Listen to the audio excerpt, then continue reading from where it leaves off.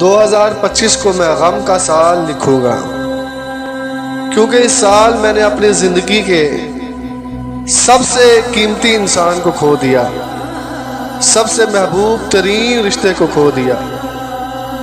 वो रिश्ता था मेरी माँ का, कि जिसका नुकसान जिंदगी में कोई भी खुशी पूरा नहीं कर सकती, और ऐसी मोहब्बत दुनिया का कोई रिश्ता मुझे नहीं दे सकता।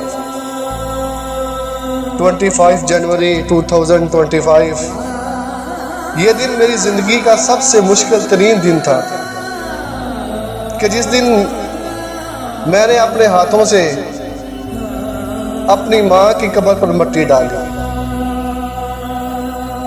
यह दिन मेरा सबसे मुश्किल तरीन दिन था, क्योंकि उस दिन के बाद मैंने अपनी माँ को नहीं देखा। अल्लाह पाक मेरी माँ को जन्नतुल फिरदौस में आला मुकाम अता फरमाए।